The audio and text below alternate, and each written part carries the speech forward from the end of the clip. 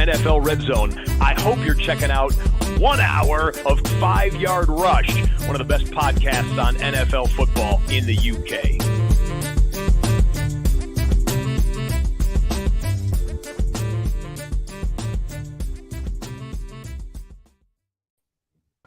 Hello, Rush Nation, and welcome back to the Flagship Show.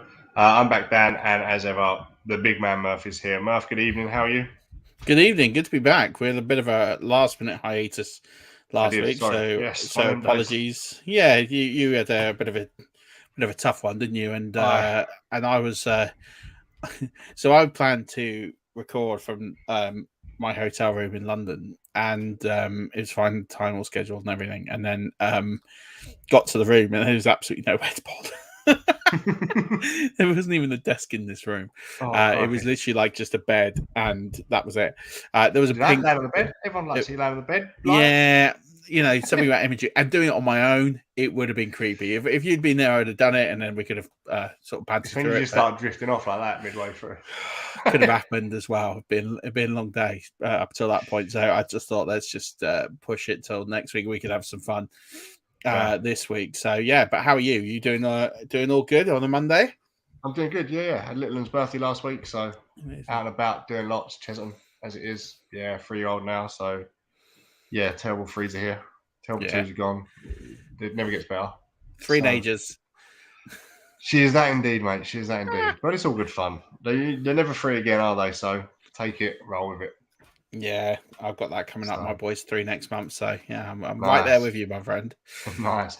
So, what we're going to do today, I guess, there's a couple of things to lead off with, but Murf, fantasy football playbook. Yeah, pictures of you with it in your hand. It is now tangible. There it is. There it is. Look at that. It's a whopper. All that copy and pasting he done. Yeah, exactly. All that work I've nicked from. He did half of it twice, right?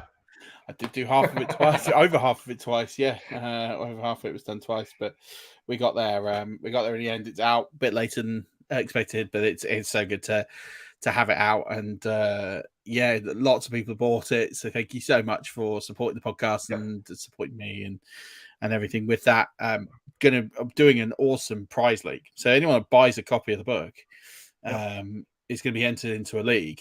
So at the moment, it's just a group. I haven't actually created the league. I don't know when I'm going to cut this off. I'm thinking it's probably going to be in the next 2 weeks. But I'm going to, if book sales keep going and people keep buying, then I'll just extend it. I'm all for having like a really big league. Like it doesn't matter to me. We'll just put some more prizes in. So there's going to be some signed merch. I've teased that the first piece of signed merch is a Deontay Johnson signed jersey.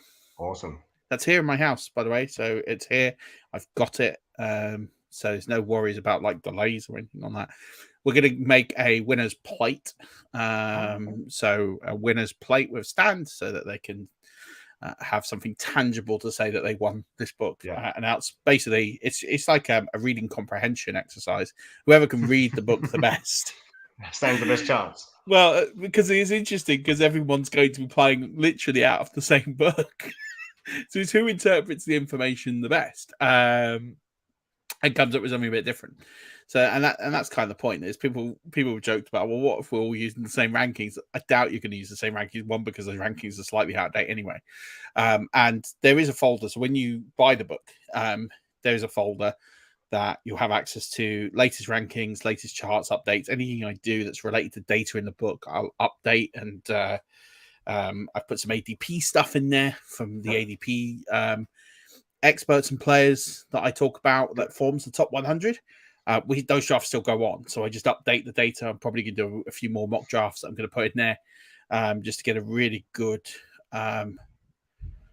overall ADP so that you can go into drafts even better. Because the problem with ADPs on platforms, and they're useful when they become a self-fulfilling prophecy to a degree, where people just draft off the ADP of the platform, and therefore I've always wanted to do it listed alphabetical, lose the ADP, and you can do that now, I believe, on Sleeper as well. Yeah, you can, which I think is more of a challenge, but I think it's a lot more interesting because I think the ADP kind of drives auto picks in the sense of not just automatically. You look at those 5 or 6 in that bracketed area and pick the best guy from there, right?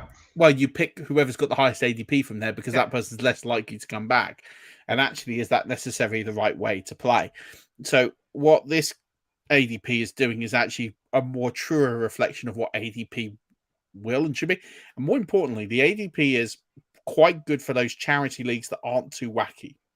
Yeah. So not Scott Fish Bowl, but for Warrior Bowl, I know it's Titan Premium, so you can have to skew it a little bit.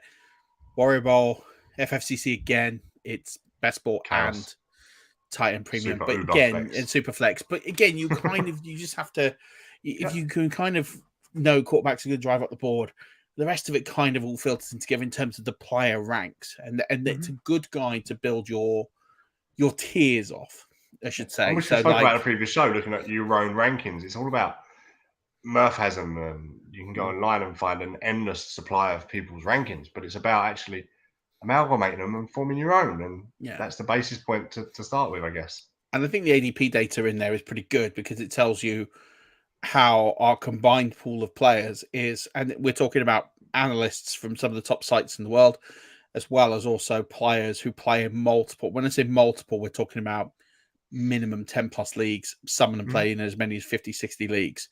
Are drafting in those ranks, so you're getting a consensus, but you can also split them, so you can look at the data by just the analysts, just for the players, and you can see how they're ranking and are there any spikes and trends, because that's what we want to track. The data's month by month, so we can see any spikes and trends. Has someone all of a sudden jumped up in the last 3 months or the last 2 months, or is someone really falling back? And that's the reason I kind of do it. I want to look at the trends, who people are fading and who people are. So there's a lot of data in there, and you'll get access to that if you buy the book. Do buy it now. It's on sale on Amazon, and not just actually physically on sale, but Amazon have been kind enough to knock 15% off the price, which doesn't hit our margin. It only hits Amazon. So take advantage. I don't know how long it's going to be live for. It could go. The price has fluctuated in each of the last 3 days. Okay. Only by like 30 pence. But it's kind of, it went up 30 pence. It's gone down 10p today. So take advantage now, because if not, it's going to go up like, I think it's £2.50, £3 off the price. It is significant. Decent saving, yeah. Yeah, so it's a decent saving. So take advantage now. And don't forget to leave us a review. All reviews are welcome. And then just send me the receipt when you buy it. Because when you buy it, I'll add you to the prize league I talked about. And there's going to be more signed goods. There's going to be more signed jerseys and stuff like that. So there's going to be lots of cool stuff ahead. Superb. The next thing we'll talk about is the Podathon. Yes. So I already mentioned on here a few weeks ago, I'm going to be on it, but there is also a surprise now that you are going to be on the Podathon an hour after me. Yes. It's going to be very complimentary, similar, maybe. I have to see what happens. Yeah. You'll love it. It's great fun. I'm looking forward to it. Check us out. I'm going to be on at 8:30 on Sunday. You're going to be on 9:30 on Sunday. Yep. So it's going to be a good crack. We're going to have a lot of fun. Just join in, support the pod. And I think sandwiched between us is the fantasy wildcard, which we've both been on. Okay, yeah. So I think it's us, then it's Mags, and then it's me, then it's Mags, and you. I found out I've got a very special guest, which I'm excited about, who's joining me, who is an excellent fantasy player, runner-up in a previous Scott Fish Bowl himself, all the way from South Africa. Mr. Kurt Halliday is joining me from South Africa. Wow. So I'm excited. Awesome. He messaged me today or yesterday or some point to say that he is on at the same time as me, which is a happy day. So I'm looking forward because we're in the King's Classic together and we're good friends. So we'll have a lot of banter, a lot of fun on our segment. You'll have a lot of fun on your segment. So I'm sure you can get 90 minutes of 5-yard rush on Sunday as a bonus. And then you've got Mags of the Fantasy Wildcard, and give him all your love and support as well, because he's a cracking dude. And if you've not listened to the Fantasy Wildcard podcast, then go check it out. Your episode must be coming out at some point soon, Dan. It's been recorded. It's a better lineup than you had, so I'll be expecting that top spot. Hot seat soon. So we'll see. Did you get Derrick Henry in the 4th round as well? No, I didn't know. No. To be honest with you, it was that long ago. I can't remember now, to be honest with you. But, I'm still top spot. It's been 2.5 months. It's been quite lonely at the top. I'm expecting Luke Shawhook to knock me off. We'll take a 5-yard 1-2. We'll settle for that, right? Absolutely got to happen. And the last thing to touch upon is the 5 yards FFCC. It's an update, and it could well be our last update. So what is the update? The update is that we have 252 people seated in the Which is in the no mean tournament. feat in itself. It's been something I've been working on with a book launch. I don't recommend doing those two things at the same time ever again. Yep. So if someone tells me to do it again, I'll probably just say no. So we have 252 people in their seat, which is awesome. There's just 4 spots remaining, and we're going to give away those 4 spots tonight on this show. There was 2. Originally there was 3. Right. I boo-booed and missed someone. Miscounted? Yes. So I gave one of the spots to the person who I said was in and had not included. I don't know how I missed it. I just missed it. It's an admin issue. But 2 people have not taken their seats. They received sufficient warnings to take their seats and did not. That went out yesterday. So we've gone from 3 to 2 to 4. So we have 4 spots. So that's what we're giving away. And these are the final spots. I will still recommend people to sign up, even if you do not get a spot, because you never know who doesn't turn up for the draft. Because if they do not turn up and draft within the first 4 hours, they are booted from the tournament and then they're replaced. Last year, there was 2. I only had 2 timeouts in the whole tournament. Awesome. Yeah. Which was great. So hoping for better than that this year, but at worst the same numbers. So there is always still a final hope, but the 4 spots we're going to give away tonight. And we asked people to 2 weeks ago, we asked people to write questions. I put that form up this week. We got some good questions. We got some really good questions. So I think so. Good strategy questions. And I didn't want to put it up too far in advance because then people would just forget and they won't tune in. So I wanted to make sure people were engaged and will follow Twitter. I told them where to find them. We tweeted it out a few times. You retweeted, I retweeted. We put it on the main account. But it was pinned to my tweets for half a week or so. We got quite a lot of entries. So we filtered them down. And how do you want to do this? I think that the first 4 out of 4 we're going to give the spots to, I believe. I think so, yeah. So should we get into it?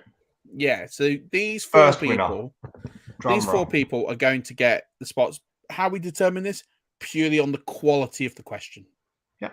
It's purely on the quality of the question. Questions that we like the best and posted. So without further ado, I'm just going to bring my keyboard in here just to do some Control-V option. Yeah. So. First question. First up. Oh, hello. Hello. There we go. Rob Williams at Rob_LB67 asks, on draft day, what sort of criteria do I use to decide when choosing between an average/poor offenses number 1 wide receiver, such as Brandon Cooks or Amari Cooper, and a good offenses number 2 or 3 receiver? And in this example, he provides Mike Williams or Chris Godwin, and a very polite thank you. Thank you, Rob. Yeah, thank you. Love politeness. And so as a result, Rob, you'll be in the FFCC. Congratulations. So I will drop you a DM afterwards, and I've got your sleeper, so I'll add you into the appropriate division as well. So this is for me a really interesting question, because I think depending on who you speak to, I think the answer is very different, which is why I like the question, because I don't think there's a hard and fast answer, which I guess for some people is like, well, I want a definitive answer. And I think a lot of it depends how you play the game. But I think we've talked about this screams to me adversity to risk. Exactly that. Yeah. And you and I are very similar. You know, we are slightly risk averse players who are prepared to take a risk at certain stages of the draft, depending on who we have drafted. And there's a lot of criteria that kind of steps away from this. And that's who you've already drafted, who's already on your team. The value at which they fall into as well, I guess. Value they fall into, what's the ADP? You know, there's lots of different criteria that isn't in this question. But having said that, and I guess that's what he's asking, what is the criteria to choose? So when I looked at this question, there were a few things that jumped out at me. The first one is the kind of range that you're going to be picking these players in. So you've listed here, Rob, like Cooks, Cooper, Mike Williams, Chris Godwin. They're all in a similar-ish range of about a round and a half of ADP. So for me, what I'm looking at here is I'm looking at the type of offense and then I'm looking at the volume. And volume for me is probably the biggest dictator of where I'm going to lean in drafts. So for me, someone like Mike Williams is far lower in my rankings than they will be in other players' rankings, because for me, volume is the most important. Mm-hmm. And I don't see a path to Mike Williams getting the kind of volume he got last year. Whereas I see someone like Brandon Cooks, he's got very little competition for targets.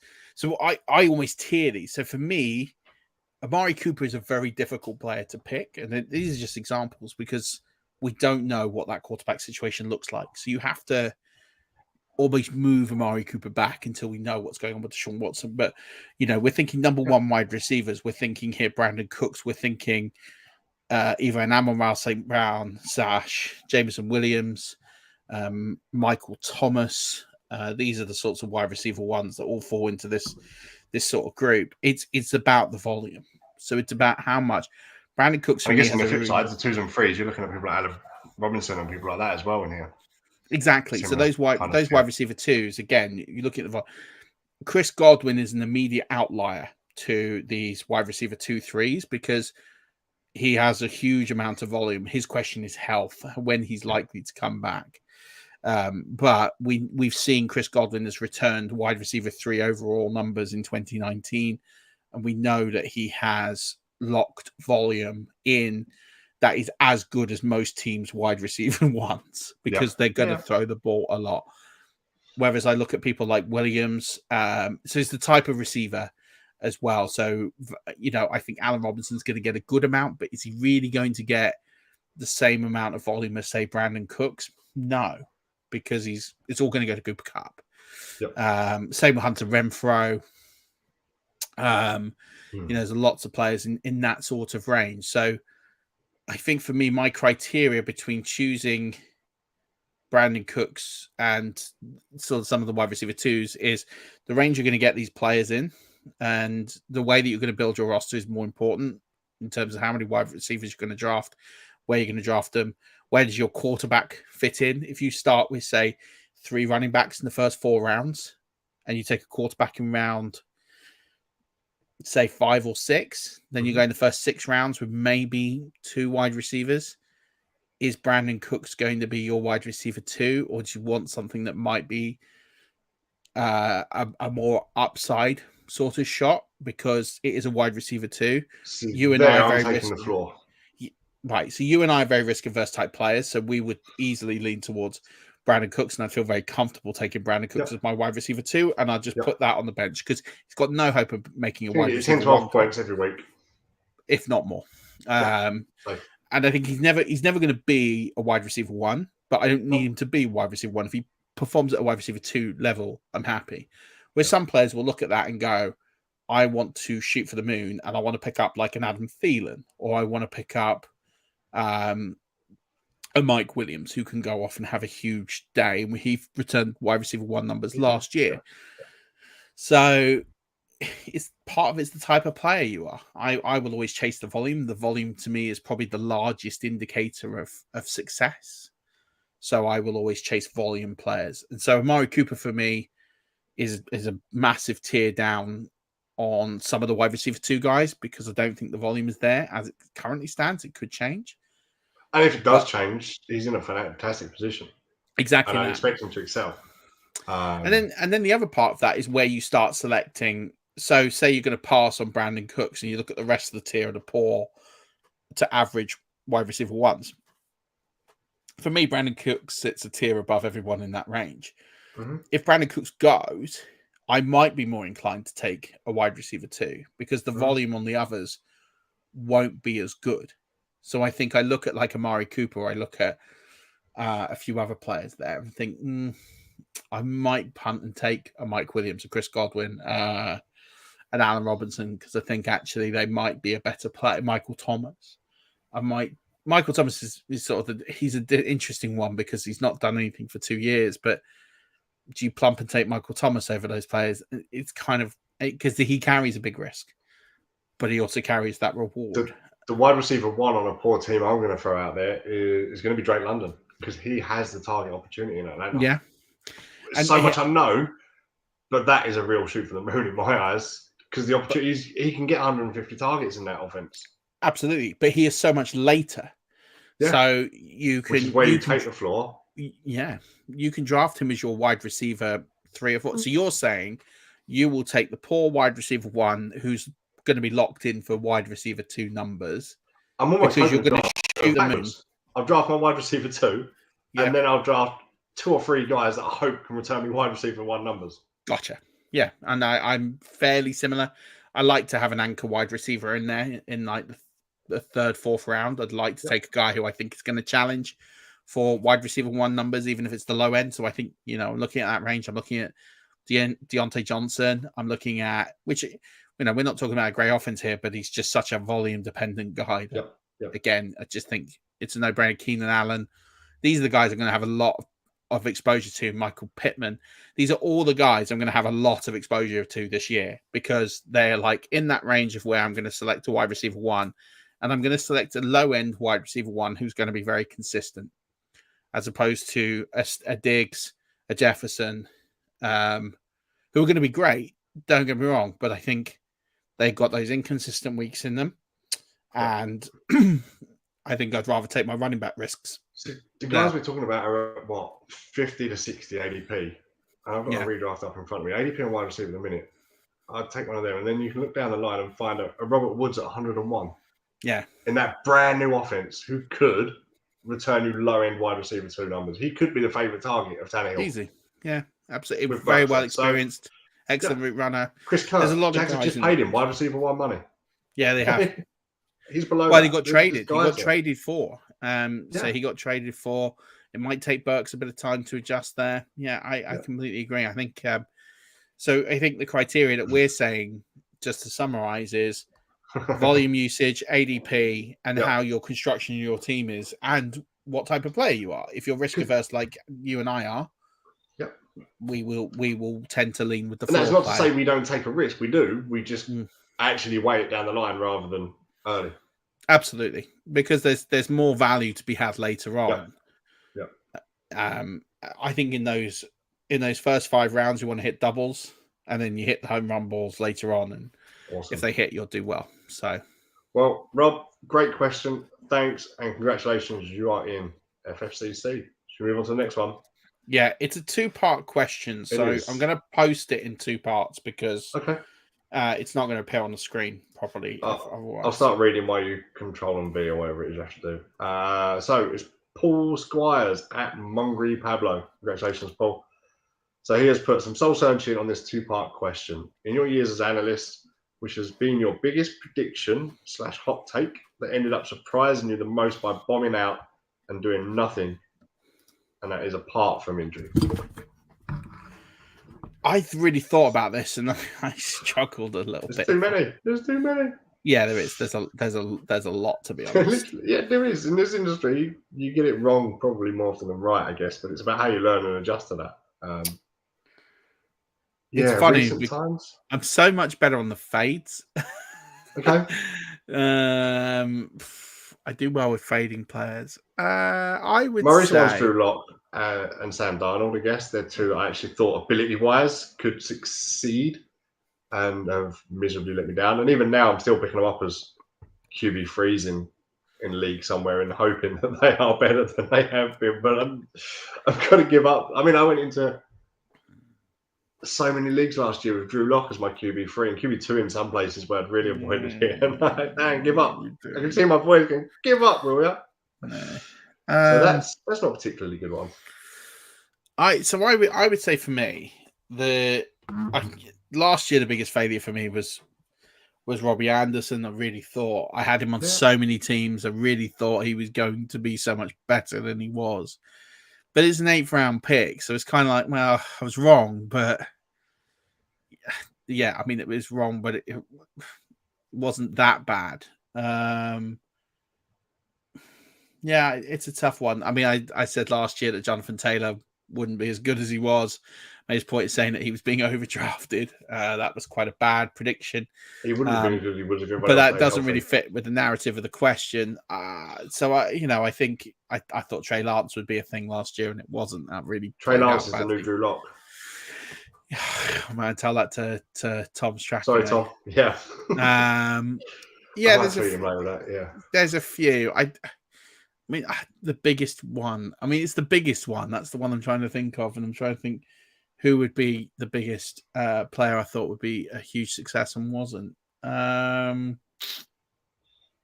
Josh Rosen, potentially. Yeah.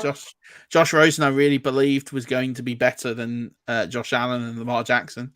I genuinely believed he was going to be very good for fantasy football. I think Noah Fant. I think I called Noah Fant at one point the best tight end I'd ever seen in college. Sorry, choked him. Sorry. I mean, admittedly, it was before Kyle Pitts, and Kyle Pitts became that player. But I really thought that over the next 3 or 4 years, Noah Fant was going to be like the Travis Kelce, the tight end position. I thought he was going to elevate the position, and that idea hasn't come to fruition too much. It's hard, isn't it? Because in this role, you want to quickly forget your mistakes. You want to quickly forget them ones. You try not to dwell on them. Because otherwise you don't put yourself out there, right? And that's what it's about. But yeah, I mean, David Johnson, I can think of David Johnson sort of 6 years ago. I proclaimed that David Johnson will be one of the best running backs of all time. Was telling people to take him at the 101, but he got injured. So he got injured, and then it all went wrong from the injury. So let's say except for injury, but I was cementing people and telling people to take him at the 101. Many people, including myself, took him at the 101. He played 1 quarter of football all season, but he did get injured. So I guess it was only 2 years ago. Michael Thomas was being taken sort of 5th pick in startups, right? Yeah, I mean, maybe started as an injury. I don't think it's still been an injury ongoing, but maybe. I'm just trying to think of some other ones here that I'm thinking were really big misses. CEH, I thought CEH was going to be big. Again, he was someone who I thought was going to be very, very big in fantasy football, and he clearly was not. No. Yeah, I think at the end of the day that you're hearing them now, there's loads. There's loads of predictions that hit. There's loads of predictions that miss. You know, we're right maybe 60% of the time, and if we are right 60% of the time, then we're beating the house, and that's kind of what you're aiming to do. But it's hard to name a biggest because the first 4 or 5 rounds in drafts are so safe. Like, barring injury, those players will finish in those positions. I don't think there's many instances where a player is taken so high up the board and they completely flop. I'm barring injury. I'm trying to think of one over the last few years, and I just, I mean, it just doesn't happen. That's why this is a struggle. I thought Jalen Reagor was going to be a great fantasy football prospect. I was telling people to draft him in rookie drafts. I thought Antonio Gibson was going to be one of the best volume plays at running back, and thought he was an absolute steal in rookie drafts. But to be honest, even though that hasn't panned out, he was still such a massive value in rookie drafts. Like, people would draft, you could get him in the 3rd round, 4th round of rookie drafts. And he's outperformed where you've drafted him. So he is a failure from where I expected him to be, but he's still a success from where I drafted him. So it's a hard one to kind of say. I thought he was going to be not quite up there with CEH, but I thought he was going to be 80% of CEH. That's not really transpired. But yeah, I think because, again, those first 60 picks in drafts, it's hard to go against any of those because very few of them flame out. And if they do, they flame out either through injury or because something catastrophic has happened. Like Calvin Ridley. Calvin Ridley last year, you know, I was never particularly high on Calvin Ridley, but people were and drafted him.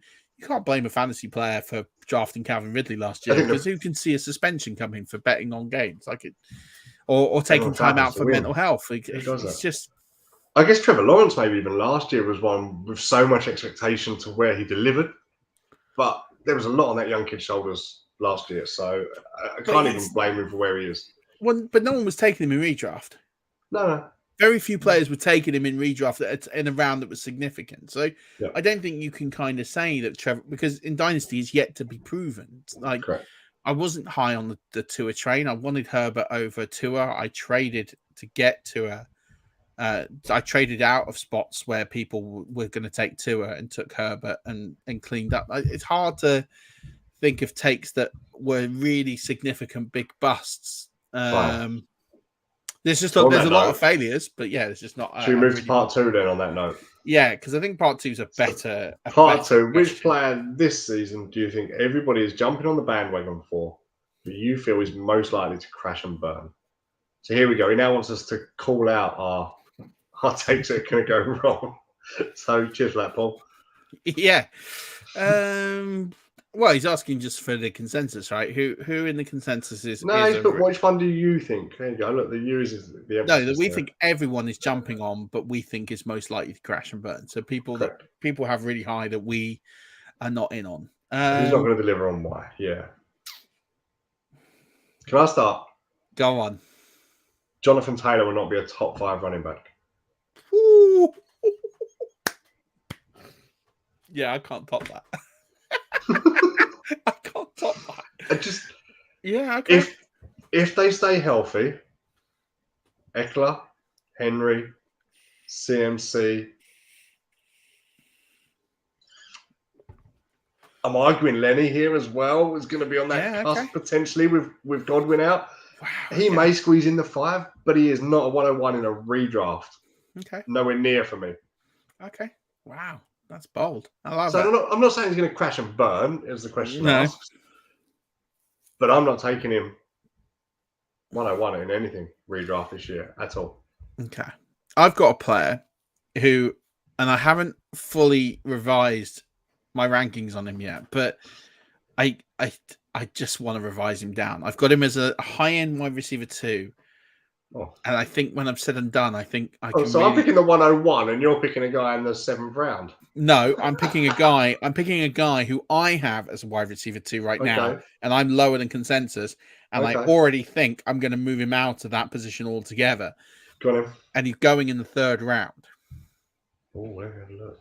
He's on receiver. AJ Brown. Okay, yeah, I can get that. I am not. I cannot. But his ADP's falling, right? As well, it is falling a bit, not loads. He's probably a top 5 receiver coming into the start of redraft season. I think AJ Brown for me as a player, I'm struggling to see a top 20 finish, and I think they've got Devonta Smith there. I don't think the volume's particularly high. I think they're going to run the ball a lot. I think Hurts is going to run the ball a lot. I'm struggling to see where they're going to get that huge volume to make that work. And I know they paid him a lot of money, and you tend to follow the money. I don't know if I really believe in it. The other one I'll say is, and I currently have him at 2, and I don't like it. I don't think Devontae Adams is going to finish as a top 5 wide receiver this year. Okay, I'm against you on that one. I actually think he will, but that's what we're here for and what we're doing, right? Yeah, I think I've got him inside the top 5 right now, but it wouldn't surprise me when I publish my final rankings before the season that I have him outside of that. I need to see some preseason. I need to see how they're working, but I think it's a massive adjustment in terms of how McDaniels is going to use him, and I'm a bit concerned of the volume. Just a tad. I just don't think he's going to get as much of the ball that he was getting in Green Bay, and he's got a downgrade at quarterback as a result. And I think those 2 things could lock him outside of the top 5. Okay. So, but they're not really crash and burns. If I'm looking at a player who's high up on boards that I think is going to crash and burn, DJ Moore is probably the closest that I can get to someone who. Guy I'm going for is just below him in ADP. Go on then. Jerry Jeudy. Yeah, okay. Yeah. Jerry Judy's done nothing for me in 2 years. Okay, he had injuries, but nothing to show me that he should be. Paul's come out with a great one. Javonte Williams, 100%. That's you and I. We talk about him every week as someone who is just absolutely, we are much lower than everyone else on. How have we missed 14-team redraft night now? Javonte Williams has gone at the 211.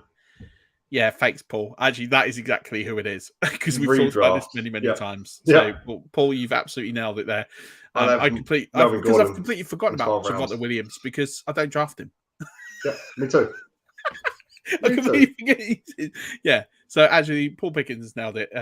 Javonte Williams, I think, for both of us. Although I like your thing on Do you want, Paul, if you're free next week, me and Murf can't be here. Fill in. Yeah, 100%. You've earned your spot there with that. So, but congratulations, Paul. Great questions. You will earn a spot into the FFCC. Shall we move on? Yeah. Question number 3 is from Fred Patton at OneFred1 on Twitter. Hi, Fred, friend of mine. No, it wasn't my age pin. I didn't have a part of that. Gents, out of what is for me a poor QB class that come out of the draft, is there any hope for any of them fantasy-wise from A, an immediate perspective, or B, is there anyone you would keep on a longer-term roster? Who do you think made Tom good? I think everyone knows. Well, it ain't Malik Willis anymore. Pardon? It isn't Malik Willis anymore. No. Well, let's see. I'll let you go first because I think everyone will know Okay. my answer here. Anybody fantasy-wise redraft for an immediate impact? I'm going to say no this year. I don't think it's in a 1 QB redraft. I don't think you need to touch any of the rookie QBs out there this year. If I'm taking a light flyer on one, I'm probably picking up Desmond Ridder at the Falcons. Of course you are. That's the correct answer. Sorry, Paul, you're booted. I am back next week again. That's the correct answer. It's Desmond Ridder to both of those. Desmond Ridder in the short term. Answer. Yep. Desmond Ridder. Snaps. 100%. And the rushing upside he may have. I will be shocked if Marcus Mariota wins the job. I'll be shocked. Start with. Okay. I'd just be I shocked. Just think because of the experience of the system with the head coach, he may give 4 or 5 games. He may get to the bye, something like that. But yeah, they've got to see what Ridder can give him before the season's out. They have to. He has to play snaps and worthwhile snaps. I just look at it. If you're Arthur Smith and the Falcons, and you think if you're under absolutely no pressure, why would you play Marcus Mariota? Like, what's the point? Are you going to win the division this year? Are you going to make the playoffs? No, your team is awful. Like, it's a come to Jesus moment. They have to sit down at the start of the season and they have to say, we're not going to win more than 5 games. Yep. Unless things really break for us, we might get to 7. But 7 and 9 is not going to get you in the playoffs. So what are you really playing for? You're developing your talent for next year. Mm-hmm. Is Marcus Mariota going to be on that roster in 2023? If he is, you failed. You failed as an organization if Marcus Mariota is going to be on your roster in 2023. So you've got to play Ridder, good or bad. You just got to see what he's like. If he's poor, you haven't invested a huge amount in him. You can move on, or you can bench him, or you can develop him, or you can do what you want to do with him. But then you've answered your question next year of, do we have to draft a quarterback in the first round of the draft next year? Yeah. So there's somebody else that fits almost in the exact same spot as that. And there's trade that the team made, there's talk that the team made trade for a QB. Same division, bizarrely. Matt Corral, the Panthers, sitting behind Sam Darnold on his 5th year. He doesn't offer the fantasy upside that Desmond Ridder would, but he's in a really similar situation. So I think 2 things. One, you're right. He doesn't offer any any fantasy upside. No. So he's not relevant from a fantasy perspective to begin with, even if he plays. But more importantly, is Matt Rule is on the hot seat. Yeah. So Matt Rule is playing for his job, whereas Arthur Smith cannot be playing for his job. Yeah. If he is, then there's something very broken at the Atlanta Falcons. Because I actually think they outperformed themselves last year, the Falcons. So I think, and that's where the situation's so important. Matt Rule, it's well publicized that he is pretty much on the hot seat. He has to win this year. Yep. He's had a few drafts. 3 drafts now he's had. You know, he's a very well paid coach. He's one of the more highly paid coaches. They paid a lot of money to get him. I can't see them turning it. If they turn over to a rookie, Matt Rule's not going to have a job. That's the failure of the task. Unless they go through training camp for a few weeks and actually Corral shows them something. Maybe, but then at that point... But then I still don't see enough fantasy relevance. No, whereas I just think... And if I'm looking at longer term, Malik Willis is interesting. He's interesting. But the thing I'm concerned about with Malik Willis is the fact that everyone mocked him as a first-round player. Nobody wanted him. And no one took him to the 3rd round. Yeah. And even then, the difference with a backup, not a starter. Which is one of those things. I think that was going to happen regardless. But I think that says to me there was a disconnect between where people assessed his talent and then where people actually see his long-term future. So, I know him and Ridder were taken in the same round. The difference with Desmond Ridder is Desmond Ridder came out of the process with a lot of credit, especially from a character perspective. Mm-hmm. And it's his character that was highly praised. And he literally could not have landed in a better situation had he tried. Whereas Malik Willis is in a situation that's interesting because of the fact you've got Ryan Tannehill. They could move away from Tannehill. I don't see him winning the job this year. I don't see him playing this year unless something happens to Tannehill. It's one of those weird things that it would need an injury to make Malik Willis interesting. But then it's what do they do next year? And that's where I would be.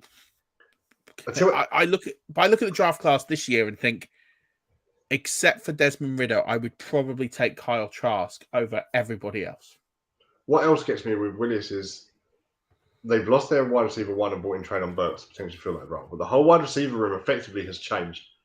Derrick Henry realistically has this year, maybe next as part seasons, but he's going to be out the door. So by the time Willis takes over, that offense is going to have a completely different look to it. And you don't know who he's going to be the QB of and throwing to and who he's going to have around him. And I think that it comes to the Titans have been in this situation where you're drafting in the 20s. You don't have this opportunity to pick a quarterback at a place that makes sense. So they are in a difficult situation. Does Malik Willis show enough to not just be relevant, but can show that he can compete for a job in a year or 2 years' time? Or do they have to go free agency? Because they're the only two routes that they can go. Mm-hmm. So I think he's an interesting pick. I think the fact that they took him when they're a win-now team says to me that there is some doubt about Ryan Tannehill. Because if there wasn't, you just go and get another weapon. Yeah. So I think the fact they've spent something says there is a question mark over Ryan Tannehill. They do like there is something in Willis that they like. They probably felt he's fallen into our laps. We probably have to take a shot here. Yeah. And I think that's why he's interesting. Now, I'm not expecting it to pan out, but I do think if I had to keep anybody, I think Kenny Pickett is going to be fine. I think he's going to be a perfectly okay low-end QB2.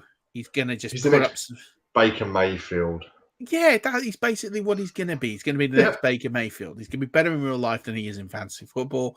And no one's really going to be talking about him with any kind of positivity or hype. And the rest of the QBs you can ignore. They're not important. What, no baby's that? I mean, give me Skylar Thompson. Skylar Thompson for me is more interesting than any of these guys. But he's in such a bad landing spot. I think Desmond Ridder is the answer to this question. And I think anyone else, I'd probably just dump. I'd probably go get Kyle Trask. I think Kyle Trask is someone who could potentially win that Buccaneers job next year. He might not. Depends what happens. Dynasty terms, redrafting, not touching him. Oh yeah, but I think in terms of who you're keeping for longer term, I don't think keeping anyone. Yeah, no, definitely. But a great question, Fred. I mean, I love the sort of strategy behind that because I think it's important. So well done. We'll get in contact. You win a spot into the FFCC for that one. Right. Final winner. This is it. The last person is Rob Woods. Not that Rob Woods. Well, it might be that Rob Woods. Could be. This versus that. This versus that. Good spot, mate. Good spot. That's why you're in charge and I'm just here. Anyway, Rob has a keeper question. 4-point PPR, 12-man league. He can only keep one, and his best options are, and I know where we're both going, I reckon. Dobbins in the 16th, Penny in the 11th, Devontae Smith in the 7th. And he adds a caveat. It's a 3 wide receiver league. And again, a nice thanks on the show. So thanks, Rob. Thanks for listening. I like this question because you don't get many keeper questions. We play in a keeper league. I like keeper leagues. Yeah. Yeah, I think they're fun. Not enough people play keeper leagues, so I think it's always good. What I want to know is if there's I play in a keeper league that has an ongoing penalty. So when you keep a guy in the 7th, if you want to keep that guy again the following year, it becomes a 6th. Oh, gotcha. It becomes a 5th the year after. Because I like that. Really, it makes you drop some big guys at some stages. Because it stops you robbing away. You get a steal of the century, like you get Patrick Mahomes in the last round. Yeah, and then you just forfeit your 20th round pick every year. Yeah, of course it will. All day long. It just keeps turning people. You can't spend that capital on them. But anyway, I like that. Back to Rob's question. Yeah, this one's a good one. I'll let you go because I think you and I will end up with the same answer. So, okay. I'll be surprised if you and I come up with anything. Really? Yeah. Okay. Yeah. Okay. We're completely in different situations. Oh dear. Yeah. For me, PPR league, 3 wide receiver, young talent, and it's a keeper league, so it's going to have ongoing. Again, if it had that increase in penalty, paying a 7th now, a 6th, and a 5th, I think I'd probably consider not, and I'd go Dobbins for a 16th. But if not, no, I'd take Devonta Smith, keep the receiver, the young receiver on your roster as long as you can. Wow, we're so different here. I'm stealing Dobbins in the 16th round. It is a steal. Because it's a steal. You're getting a running back 2 in the 16th round. Like, it's an absolute steal. Like, you got to think, like, for me, Devonta Smith will probably be there in the 7th round. Even in a keeper league, he's probably still going to be there in the 7th round. So you're only paying cost for him. And I don't think he's as good as he was when you took him in the 7th round last year. So I look at it, Devonta Smith has declined in cost from the 7th you paid. He's probably now, and again, we don't know the structure of this league. It could be IDP, whatever it might not be. I assume it's probably not.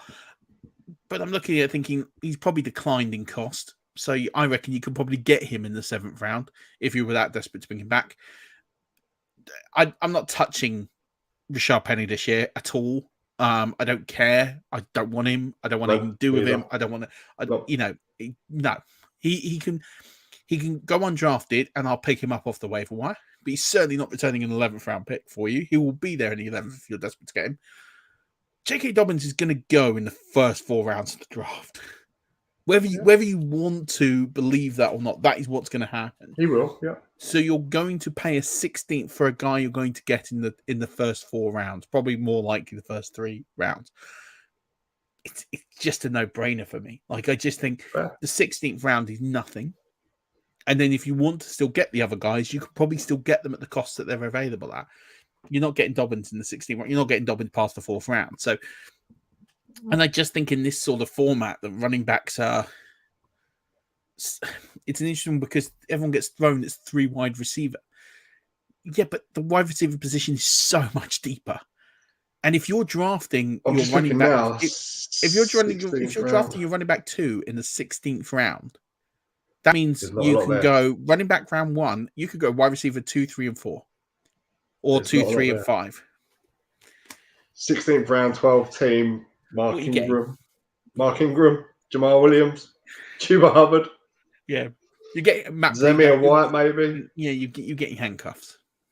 Yeah, and that's why I have to take Dobbins because I just think then you've locked your running back 2 in, right? So he's at worst, barring injury, he's going to be a running back 2. So you can pick up an RB1 sometime in the first 3 rounds, let's say, and then pivot when everyone else is picking up running backs. You can hit your wide receivers early and fill the 3 wide receiver slots with premium guys and get them at good cost and good value. Yeah, because they'll slide down. You took 2 RB2s, right?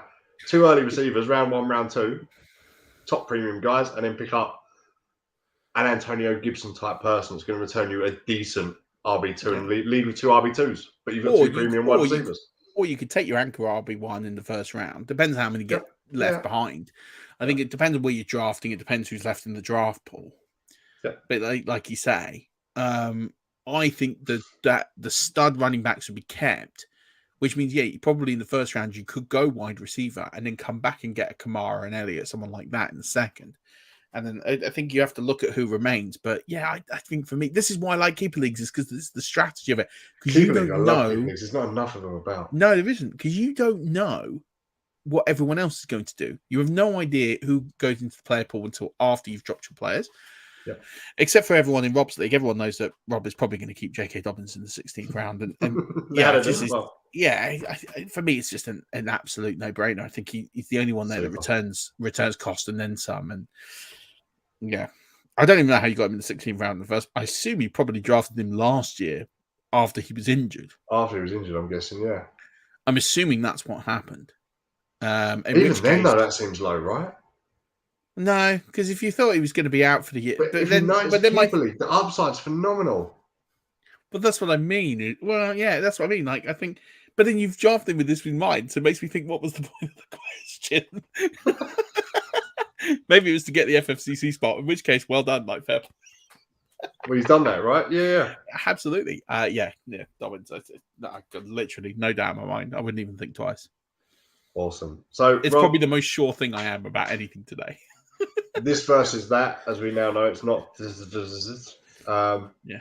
Congratulations. Final FFC spot is winging its way over to you. We had some other questions in, Murf. Shall we flick through them quickly? Not detailed. Yeah, we'll just bring an answer, shall we? Let's get through these. So, Neil Kamish, which rookie is going to have the best fantasy season this year? Yeah, this is a tough one for me. Is it? Yeah. Who's guys stood out to me? One running back, one wide receiver. Yeah, so I think I know where you're going to go with the wide receiver, and I think for me, he's probably the player I would pick. I mean, I would probably go with Drake London. I think Drake London is probably, for cost, is going to have the best season this year. This year, I think I look at, I know everyone else is going to be thinking running back and Breece Hall.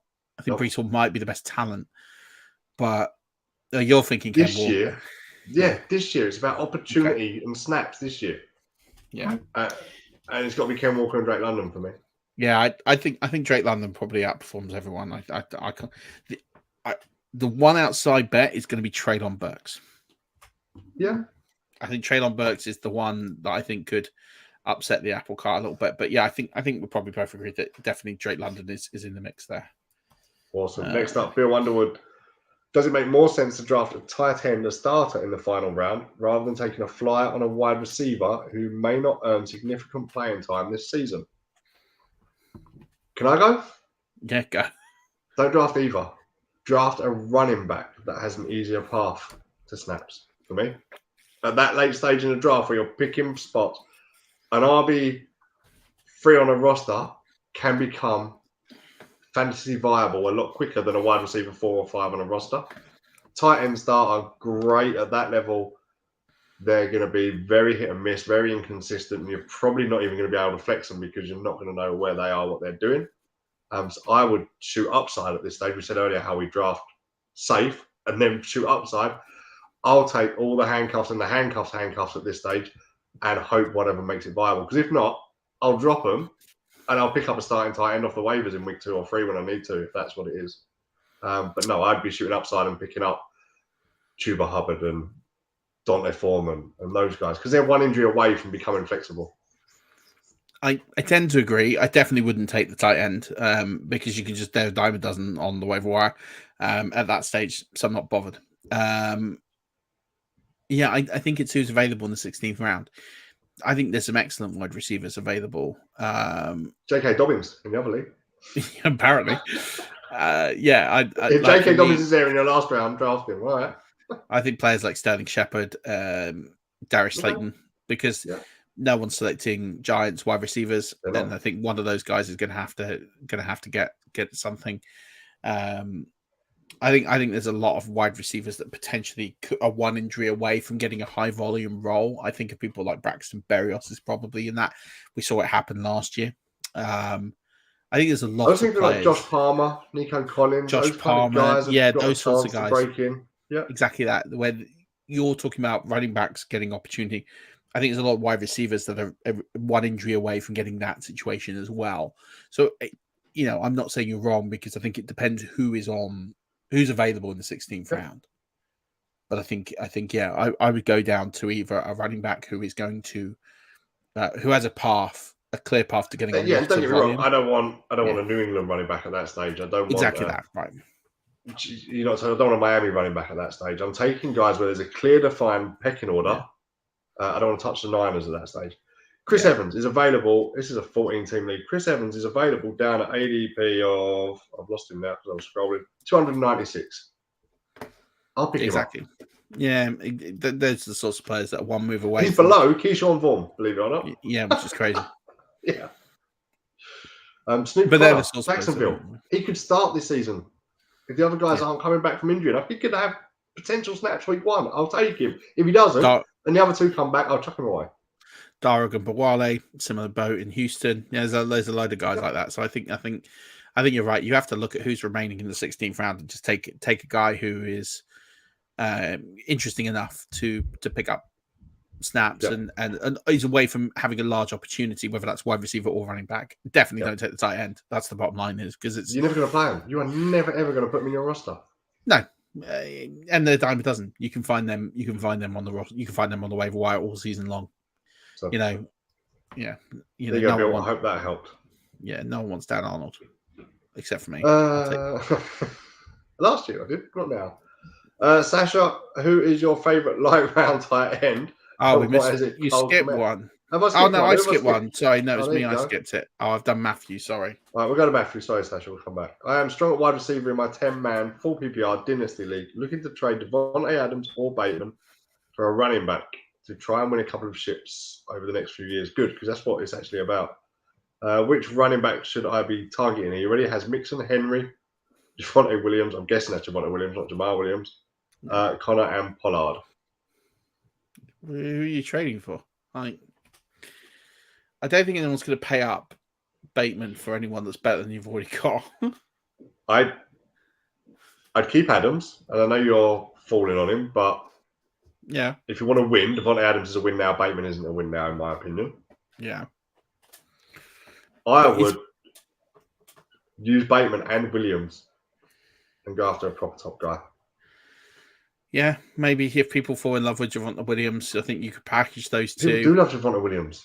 Yeah, I agree. I that's when people love him. And I don't buy it, so I'm with you. I think, I like that plan. Package Bateman and Williams and go and get a proper guy. I would probably target of those. G. Harris would be a decent one. You're not trading. Yeah, I agree, but I don't think you're going to get him. I think you have to look at realistic targets. I don't think you get Najee Harris for Javonte Williams and Rashad Bateman. I don't see it. Maybe I'm wrong. Give it a go. You might as well ask the question, right? But that would be the dream. That would be like the hitting the home run of trades. Would be that one. What about like a Nick Chubb type? Then you're on that sort of tier. Yeah, I think he's more. To be honest, I would take Kamara because I think the people are going to be fading on the rest. I think you've got enough players in the depth to sit through whatever band he's going to have, and then I think he's a league winner. So I'd probably go for Kamara because I think Kamara is still good for another 2 or 3 years. We know he's in a bit of legal trouble. Yeah. We think he's probably going to miss 3, maybe 4 games. Yeah. In those 3-4 games, you play Mixon, Henry, no problem. And Connor, you got 3 guys there who can get you through those opening 3-4 games that he gets banned. Pollard's only a small injury away from exactly really worthwhile production. And so for me, yes, I'd aim for Harris. If you can't get Harris, Kamara would be who I'd go for. Now, I think packaging Bateman and Javonte Williams. In fact, I reckon you could probably get Kamara for Javonte Williams straight up. I would, yeah. I think you could probably get Javonte Williams for Alvin Kamara straight up. And if you go the other way and using the 2, and you want to go down a tier, Leonard Fournette, someone like that, and get something else coming back the other way, which would upgrade your Bateman slightly. Yeah. So there you go. Get a pick up on receiver there for me. Yeah. Love it. Look at us. Can we go back to Sasha now? Because there you go. He's on the Who's your favourite late round tight end, and why is it Cole Kmet? We spoke about this one off air before we come on, didn't we? Yeah, we were debating whether or not he counts as a late round tight end. I think 11th round counts as. Okay. I think it counts as late round for me. We both love Cole Kmet this year. Yeah, no, of course it's Cole Kmet. He's going to get a boatload of touchdowns. The receiving core there's so poor. No, it's Gerald Everett. No. Please, people. No, actually, don't listen to me. Leave Gerald Everett well alone. He's rubbish. He's dreadful. Don't pick him up at all. You can have Taysom Hill. Herbert loves throwing to the tight end. Taysom Hill is the other one, and that is purely because he's a tight end that will give you rushing upside, potentially touchdowns. So, and that is a. Did you say Herbert loves throwing to tight ends? Yeah. In the red zone, he does. Did you not see what Jared Cook did last year? If he's Jared Cook.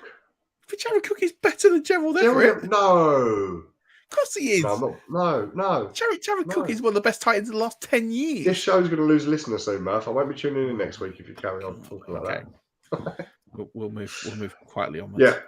Leave Gerald Everett alone, everybody. It's mine, and you will laugh at this next year. This will be one of these in a couple of years' time. Looking back, going, what hot take did you have that was dreadful? It was that Gerald Everett was any good. He's so late. I don't think we can put that one on you. Next up, Colin Subtrick. Which of the Buffalo running backs are you looking to roster this year? Personally, I like James Cook to win the job by the end of the year. Go on, you go. Devin Singletary in redraft. Okay. I don't care about the end of the year now. It's September. Yep. I'm not going to hold James Cook for 10 weeks and hope that he wins the job. I'm going to take the guy who wins the job. Yep. Because the person, he balled it. He balled it last year. And more importantly, like the person who drafts James Cook is not going to hold James Cook for 10 weeks. It's just not going to happen. So James Cook, you could probably have both. Like if you draft Devin Singletary and then you don't take James Cook, I think, and you shouldn't draft both. I think whoever takes James Cook, unless James Cook balls out early, is probably going to be dropped onto your waiver wire by, I'd say, week 5, maybe week 6, because that person will start needing buy cover and they'll have to drop players who aren't doing anything. And then you can just add him and then you can just sit him in your background and then if James Cook wins the job and you're right by the end of the year, you've got the backfield covered. That's what I would do. I agree 100%. I mean, the ADP is 6 places apart. Yeah. Singletary won the job last year. He probably came into the last season as behind Moss, I think, at this time of year. Yeah. And yet he showed out. And I don't think in Buffalo there's enough opportunity for both of them to excel fantasy-wise. There's enough to hold them steady, but not enough for them both to excel. So no, because Allen takes the rushing touchdowns away. So, yeah, I agree. Start the one who's wearing the jersey and on the field to start with. 100%. And go from there. Yep. And they're both at such a cost that you can afford to make that mistake now because James Cook has scared Singletary owners to the degree that Singletary's now available in the 7th, 8th round. You can take that risk. AP. Well, there you go. That's yeah. So he's going in like the 8th round. So you can take that risk. You can. He's worth. Picks right everywhere. There's an RB3s and 4s. Do you know? Yeah, well worth a risk. So CPAT at 83 and Singletary the round after. Yeah, thanks. Flex plus signs. Thank you very much. I'd have. Moving on. You missed one, so we're on to Jeff Millinar. What do I do with Antonio Gibson in Dynasty? Hold or trade? Hold. He was injured. He was injured last year, so he's not worth what he was 12 months ago. Do you believe in him long term? Do you think he came into the league and he was billed as CMC 2.0, right? He hasn't delivered that. No. Do you think he can get back that mantra, or do you think actually you need to have 4 or 5 solid weeks for him and then look to move him on in that spell when you can? Work out whether you're winning or rebuilding and then figure out what you do from there. The situation with Antonio Gibson is this. If you drafted him in a rookie draft, you probably got him in the 3rd or 4th round. Yep. Right? Yep. So for me, I'm quite happy just to run the wheels off. And then if he falls away, he falls away. Because I've already got more out of him than I should have done. If I traded for him, then obviously you have to factor in maybe trying to get something back. So I think for me, I would probably just hold him until, like you say, if he has a few good weeks, you can shift him. Again, it depends on the rest of your roster, where you're strong, where you're weak. Yeah, we don't have that information. We don't know what the rest of your league's like. We don't know the scoring format or anything like that. My point is, right now, you're going to get pennies on the dollar on Antonio Gibson because people are just a bit unsure what's going to happen there. So I think wait until you see what happens. If he doesn't improve, he's not going to go down much more than what he is now. Whereas if he smashes it and puts up a couple of RB1 weeks, then his trade value goes up.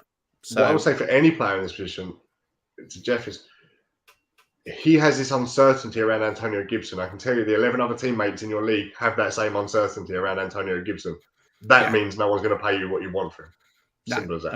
I mean, like, you're going to get a third round pick at best right now for Antonio Gibson. He's more valuable than that, so I would just hold. I think you get more than that, but yeah, I'd be surprised if you got much more than that. But yeah, we can see. Yeah. Right, This Jason Taylor, interesting one. Very broad question. Yes. Oh, hold on, you're skipping questions. No, I'm going. Oh no, you're not. Okay, I can't read properly. Sorry, yeah, Jonathan. Any advice for fantasy players? Yeah, don't bother starting because we get into it. It takes over your life. I played fantasy 6 years now. I played a small couple of leagues with friends, and it was lockdown, as so many of us are, that I actually decided to really step aside, focus on it. And I've done a few bits before, but I'm now up to, well, by the time the charity leagues in, probably 40 leagues this year. I do this, I do another pod, I write for 5 Yard Dynasty. Yeah, I no longer know what my wife looks like. Or what my children's names are. So my best advice, Jonathan, is enjoy it and do it while you enjoy it. And if you don't enjoy it, don't bother. Yeah, I think that's fair. I would say buy this book. It's brilliant. It's been written by an absolute genius of a human being. It's available on Amazon for about £15. Is that Joe Pisapia's book? Oh, no, sure one. You should buy that as well. It's a great book. Yeah, I would just say, listen to podcasts. Could list a whole bunch. I think for me, it's as you say, it's about having fun, right? The whole point of the exercise, like for me, fantasy football is about meeting people, playing. Someone asked me, "What's your favorite thing about fantasy football?" And it's like making friends and destroying their souls for 4 months of the year. I spoke on. It hasn't come out yet, but I spoke to Mags on the hot seat, and said this whole thing is that people get so wrapped up in what other people think or what other people will think of what they do and trades they make and all that. Like, the kids just do what you want to do. Just absolutely, you want to play, go get a player. Somebody says you overpay, and that's their opinion. Who cares? Go and do what you want to do, make yourself happy. Yeah, and I think just it depends what you want to do. If this is just a casual game to meet people and have fun, don't take it too seriously. Just as you say, just have a giggle and do what you want to do. If you want to get quite good at it and play for money and all that sorts of things, then invest the time that it's worth. It's, if you're going to think about this as a serious hobby and play for money and things, then you have to invest the requisite time to upskill yourself and buy resources like the book. I joke, but there's other books out there. There's other podcasts out there. There's very smart patrons. It all kind of depends on what level you kind of want to enter at. If you just want to have a bit of a laugh and giggle and meet some people, then have a laugh, don't spend too much time on it, and do what you want to do. And listen to a couple of podcasts like this if you find them enjoyable, and move on. Yeah, I think if you want to get better, come to UK FFC. That's it. UK FFC, yeah. Panels of speakers on multiple topics. Yeah, lots of intelligent people, and then there's me bringing up the rear. So, should we get? Last few to go to, Jason Taylor. I'm curious as to how and when you fell in love with American football. I know your answer is because you lived there, right? Yeah, I moved to, as I watched American football in the 90s on Channel 4, and didn't really understand the game, just kind of like the colours and the playing, and saw a little bit of Chaswell sport as well. And then, moved there, got into a league, got roped into playing a fantasy league, and so thought I better start watching it.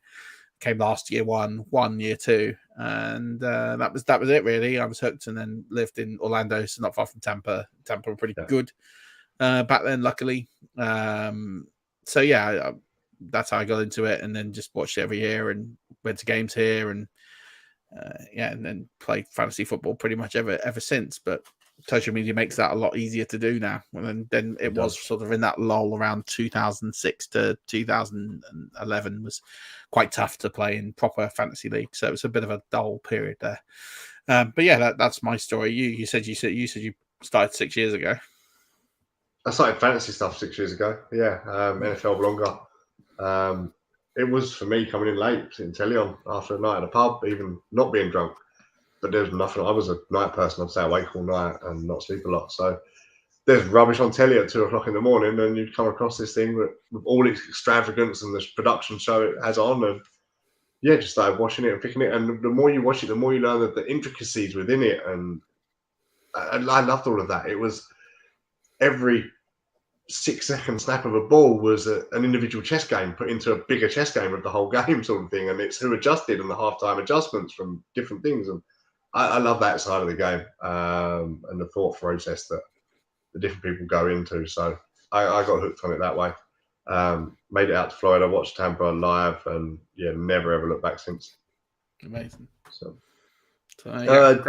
great question. Jordan Hoops asked a really good question, Murf. Do you enjoy a nice pud? Do you know, I really do, as you can tell from my physique, that I love a pud. I had a great pud last night, world class. Well, I had a Marks and Spencer's apple and raspberry crumble and blackberry crumble with vanilla and Madagascar vanilla custard. Marks with Madagascar vanilla custard. That's it. Marks and Spencer's. That's exactly what I had. Yeah, I will say, yeah. So that was delicious. No, I love a good pudding. Come on, what's your top 3 puds? Drafting puds quickly. Oh God, that's a hard one off the top of the bat. Creme brulee.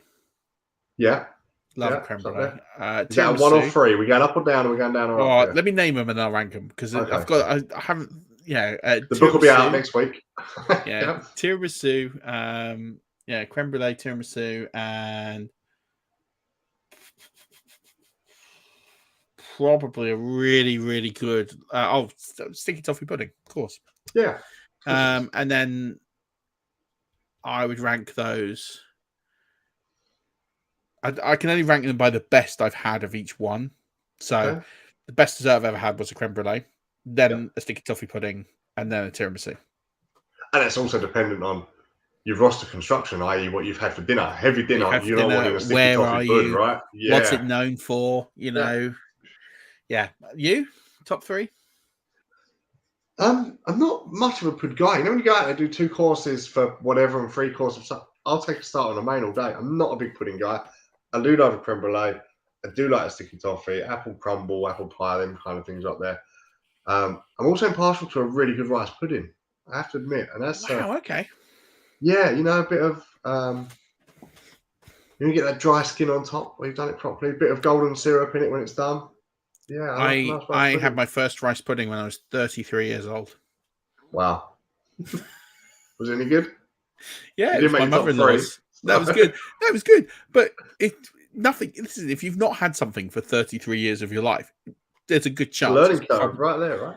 Yeah, exactly that. You have to love it early, I suppose. I think some things you acquire over time, like wine and coffee and things. I don't think they're the sort of things you love immediately, but puddings and sweet things, I think if you're not on them early, very rarely are they going to break into you. Yeah. See, I'll hit and miss puddings. Give me a tub of ice cream. I will sit here on this sofa with a spoon in the tub and finish it. Fair. I tell you what, best budget pudding is a Viennetta. Can't beat that for a quid. I've got one in the freezer. I've got 2 kids though. We got kids. Viennetta, mate. You cut a slice off. Oh, it's all crumbled and have to eat the rest of it. What do you know about that? I love that. Yeah. So if you go budget, that's the one to go. We'll round this off with the best question of the lot. I say the best question, obviously it didn't win a prize. This is a genuine question. So all of these questions are genuine. They came through on the form. I've got them documented and timestamped. I genuinely don't know who this was asked for. I'm going to assume it's for you, Daniel. I'm going to look up their Twitter, to be honest. So, why so sexy? ? LOL. I don't know why they're joking about something so serious, first of all. Exactly. Well, you're a sexy guy. What can I say? With that backdrop and everything, it just all comes together. The old pattern wallpaper. Love it. Yeah, mate. It just accentuates all your features. It's lovely. It's getting dark in here. I don't put the light on. So I was just thinking the same thing. Great question. I'm just going to say this, that we're both very sexy individuals. We're both redheads, right? That's what it is. Exactly that. And it's all down to our mothers. That's it. Thanks, Mum. Our mothers did this. Love, Mum. Cheers.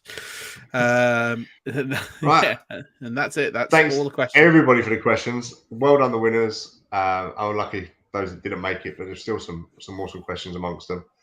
Fantasy Playbook, Amazon, go now. Money off. We don't know why. We don't know how long it'll last. So get it quick while there is money off. Yeah, I think if people keep buying it, it will stay at that. It will stay around that price because it's quoted as a hot new release. Some algorithm thing, we're going to take it. I don't care. Cool. So if people keep buying it, then it might stay at that price for a bit longer. So do your friends a favor and buy the book, and then get them to buy it at the same price. Keep buying it, and bring it along to the UK FFC, and Murf will sign it for you. How's that? On top of that, because it's been released now, I can talk about it. Some of you will want to wait until the UK FFC. Absolutely fine. We're going to bring 25 copies. Nice. And we will sell it at a event price. I don't know what that event price is going to be yet. I need to sort the stocks. We will sort it out. You can buy it for cash, or whatever. We'll work out how we do it. Predominantly cash would be easier. And you can buy a book, and we will sign it for you there. We were thinking about doing the older versions, and then we thought it's just too much to lug in. But if people do want the older versions on paperback, we will work out. You can place an order and you can ship it down the line. That's exactly what we're going to do. So yeah, that's it. So lots of fun at the event. And we have one to win the raffle as well. You do have one to win the raffle, which I will sign. So we actually have 24 copies for sale. It's depleting stock, guys. Get in now. Yeah, exactly. It's already going. To take advantage. Yeah, no. So if you want to wait till then and get it in person, absolutely fine. And cool. I want a bit of train reading on the way home, right? Yeah, exactly. It's a really light-hearted, funny book. Tom, Jamie, those guys that got to head back to Newcastle that night. I happen to see them sat at their table, beer in hand, playbook open. Yeah, exactly. Debating the intricacies. They can do a live draft using the book and then go, "What a piece of rubbish this is." It's also one of the really nice paper that you can make notes on.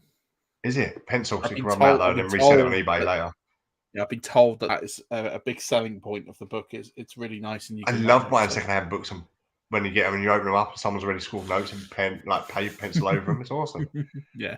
Final reminder as well. Next week, Sunday, 8:30 a.m. for you, SFB Podathon. That's right. 9:30 for me, and then we'll both be back next Monday. So a double dose of each of us. I will caveat this. I will be severely hungover. Yes, you're out, aren't you, the night before? Yeah. I'm on stag do. Nice. Not your own. Not my own. I'm on tuning in, tied to a lamppost.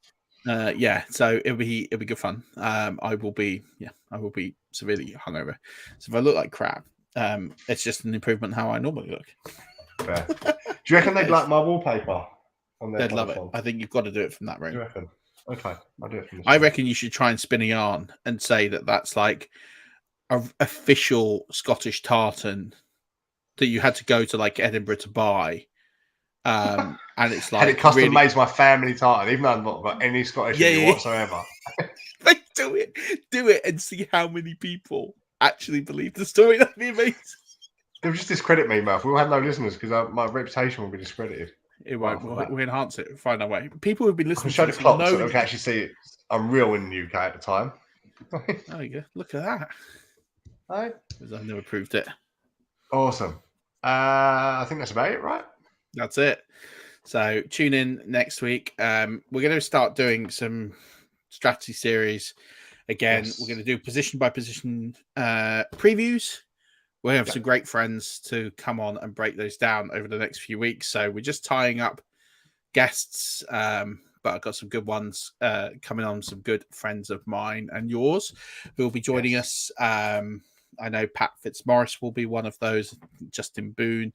We're just getting close to getting a date, and there's a couple more I want to bring on as well. So we're going to review position by position, players we love, players we don't love, ADP and cost. Just to sharpen those pencils now, we're getting to the point where drafts are starting. We want to make sure everyone's prepared. This month, isn't it? We've got FFCC, Scott Fishbowl, we've got the JTT Cup, we've got the UK FFC event and live draft, Warrior Bowl. Yeah, these are insane stuff that's starting. This is our busy time of year. It's like Christmas for us, right? Yeah, this is it now. So, Scott Fishbowl starts a week today, so we'll probably be drafting. Yeah, we'll be drafting live on the pod probably. So we'll see what happens. Hopefully we've made a pick. We're both at the same spot as well. Yeah, both picking from the 6th spot. So it's exciting. Did you see the live draft? I just want quickly, because we're really short on time. One guy took 5 tight ends in the first 6 rounds from pick 6. Your thoughts? I'm not doing that. I think sometimes people do quirky things to do quirky things to get notoriety. And do you know what? I don't mind it because it's a big tournament. Yeah. It's 2,000, 3,000 people. I don't know how many people in the SFP this yet. A lot. 3,000-ish, I think it is, yeah. Yeah. So 3,000 people, probably not going to win. Do something that's going to get you a few followers on Twitter. Why not? I mean, I wouldn't do it, but I'm all for it. But I wouldn't. Yeah, I wouldn't do it. I think. I think I'd be. I'm still debating on quarterback start. Okay. I think my head is there. I'm not sure if my gut is there yet. We will differ then. We will probably. Yeah, differ. We will. So this will be interesting. We'll touch on it next week. Yeah, we'll see where we are because I'm still sort of finalising strategy based on ADPs and things. So I'm gonna have a really good week. Put my head down. I've got a 4 out. ADPs for SFBs I'm really struggling with because all of the mocks. There's so much. How can I put it? Trialing different ways out there that the data's just skewed massively on them. Some of them. So yeah. That's what it normally is like. So, like, you can't tell that guy mocks taking 5 tight ends in 6 rounds. So, no, it's done. It is what it is. Right. It is awesome, though. Awesome. Right. Thank you, sir. Thank you guys for listening. Congratulations to the winners. I'll be in touch later on this evening. Do buy a copy of the playbook. And until Sunday for the Podathon. And then next week, as always, don't forget, keep rushing.